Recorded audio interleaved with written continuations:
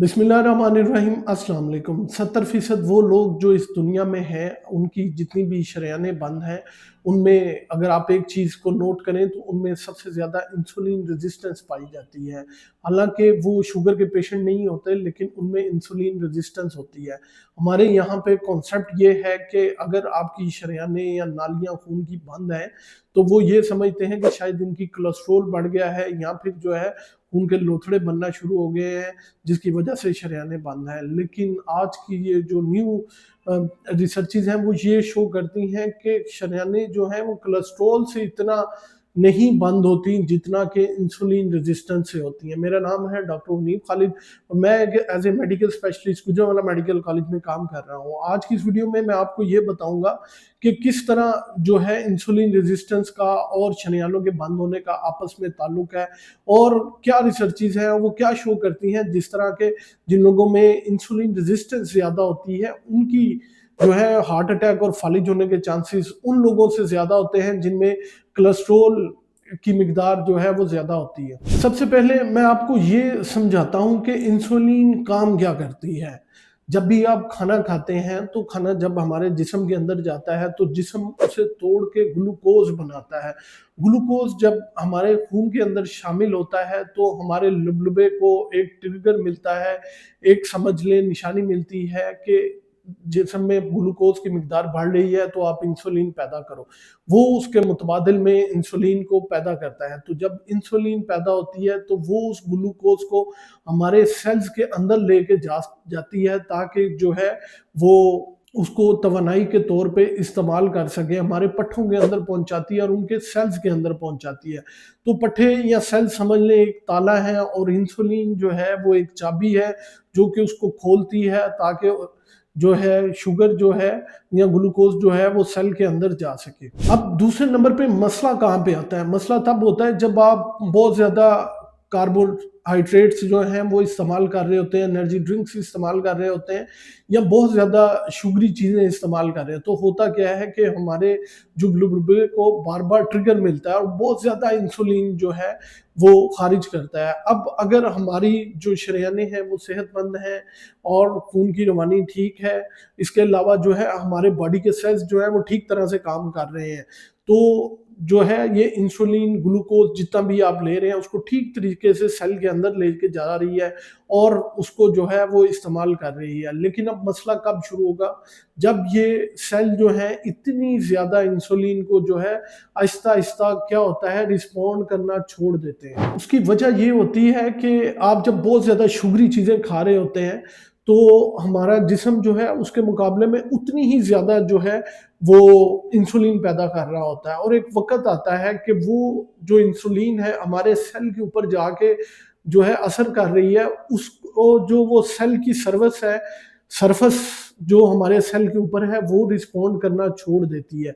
अब होता क्या है कि आपके जिस्म के अंदर तो इंसुलिन बहुत ज़्यादा है, आपने मीठा भी बहुत ज़्यादा खा लिया है, लेकिन वो चाबी उस ताले के अंदर फिट नहीं हो रही या वो ताला जो है उस चाबी को अपने अंदर जाने नहीं दे रहा। जब वो अंदर जाने नहीं दे रहा तो ताला खुलता नहीं है, इसी तरह ताला सेल खुलेगा नहीं तो सेल के अंदर ग्लूकोज जाएगी नहीं। इसको हम इंसुलिन रेजिस्टेंस कहते हैं। मतलब हमारे जिस्म के अंदर इंसुलिन बहुत ज़्यादा है, हमारा लुबलुबा जो है वो ठीक इंसुलिन बना रहा है, लेकिन जो हमारे बॉडी के सेल हैं वो इसको रिस्पॉन्ड नहीं कर रहे हैं। यही टाइप 2 डायबिटीज़ की ये पहला स्टेप होता है। अब आपको लोगों ने ये नहीं बताया होगा कि इंसुलिन के इफ़ेक्ट्स क्या हैं। इंसुलिन के इफ़ेक्ट्स ये हैं कि ये खाली सेल पे जाके असर नहीं करती, ये हमारी शरेयानों को भी नुकसान पहुँचाती है। जब आपकी बॉडी बार-बार शुगरी चीज़ें खाने की वजह से इंसुलिन खारिज करेगी और सेल्स जो है वो उसको रिस्पॉन्ड नहीं करेंगे, तो वो हमारी शरेयानों के अंदर जो है वो ज़ख्म करना शुरू कर देगी, उनको नुकसान पहुँचाना शुरू कर देगी।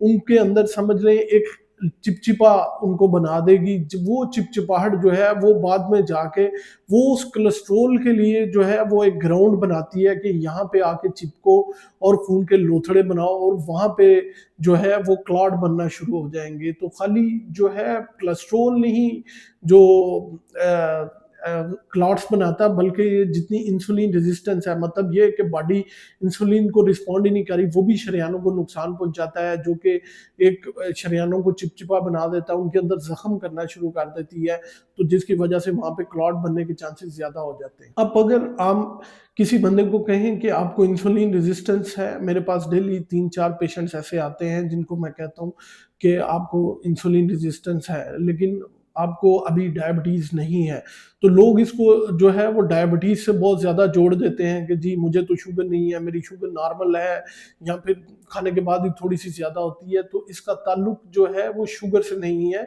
इसको चेक करने के बहुत सारे जो हैं वो तरीके हैं। हमारे जो लैंसेट्स के डायबिटीज या एंडोक्राइनोलॉजिस्ट के स्कूल हैं, उन्होंने केस स्टडीज की डिफरेंट, जिनमें पाया गया कि 70% वो लोग जिनमें हार्ट अटैक या फालिज होने के चांसेस हुए हैं या फिर हो रहे हैं, उनमें कोलेस्ट्रॉल की मिकदार जो है वो नॉर्मल है, लेकिन उनमें जो इंसुलिन की मिकदार है वो बहुत ज़्यादा है। वजह यह है कि उनको इंसुलिन रेजिस्टेंस बहुत ज़्यादा है।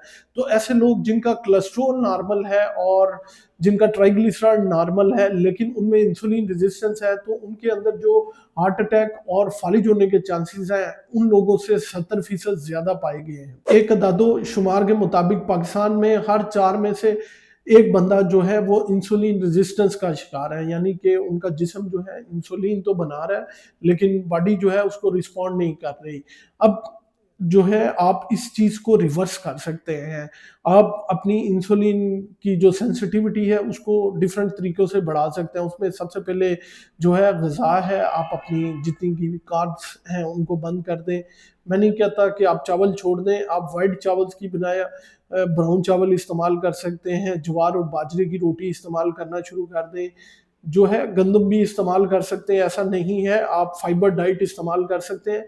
जितनी बेकरी की आइटम्स हैं उन्हें बिल्कुल जो है वो बंद कर दें। जो है नींद अपनी ठीक कर लें। ऐसे लोग जिनकी नींद पूरी नहीं होती, उनमें इंसुलिन रेजिस्टेंस के चांसेस एक नॉर्मल इंसान से बहुत ज़्यादा होते हैं, क्योंकि नींद में ही हमारा जिस्म जो है वो बॉडी को रिपेयर कर रहा होता है, हार्मोनल इम्बैलेंस जो है वो ठीक हो रहा होता है, और बाकी जितने तनाव के हार्मोन है, कॉर्टिसोल वगैरह, वो कंट्रोल हो रहे होते हैं। तो अपनी नींद को लाजमी पूरा करें।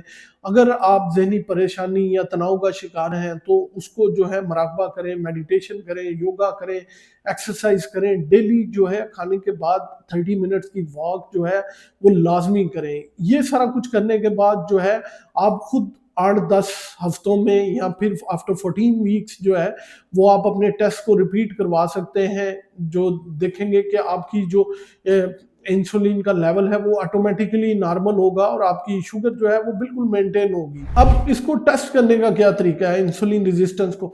तो इसमें जो है आप फास्टिंग इंसुलिन लेवल जो है अपनी बॉडी का करवाएंगे अर्ली मॉर्निंग, और इसके साथ ही फास्टिंग ग्लूकोज का लेवल करवाएंगे अर्ली मॉर्निंग जो है। इसमें एक स्कोर निकलता है जिसको हम होमा IR स्कोर कहते हैं। अगर आपका फास्टिंग इंसुलिन लेवल 15 या 20 आ रहा है तो इसका मतलब है आपको इंसुलिन रेजिस्टेंस है, क्योंकि जो नॉर्मल इंसुलिन लेवल है वो 10 से कम होना चाहिए। इसी तरह अगर आपका जो है ग्लूकोज नॉर्मल फास्टिंग में 100 पूरे 100 प्लस में आ रही है, तो इसका मतलब ये है कि आपको जो है वो प्री डायबिटिक है। और अगर इन दोनों को देख के आपका होमा या स्कोर जो है वो 2 से ज़्यादा है, तो इसका मतलब ये है कि आपको इंसुलिन रेजिस्टेंस है, वो जो है वो 2.1 से कम होना चाहिए। अगर आप समझते हैं कि आप में ये मसला है तो आज ही अपने किसी भी मुस्तनद डॉक्टर के पास जाएं। अगर आपकी फैमिली में जो है वो डायबिटीज़ है और दिल की बीमारी है, तो 35 ईयर्स ऑफ एज यानी कि 35 साल की उम्र में जो है आप अपने ये लेवल ज़रूर करवाएं। भले कि आपको शुगर ना हो, लेकिन आप अपना ये टेस्ट करवा के ये ज़रूर देख सकते हैं आप प्री डायबिटिक हैं या इंसुलिन रेजिस्टेंस आपको है कि नहीं है। उम्मीद है ये मालूमात आप लोगों के लिए बहुत फ़ायदेमंद साबित होगी। अपना और अपने प्यारों का बहुत सा ख्याल रखिएगा, दुआओं में याद रखिएगा।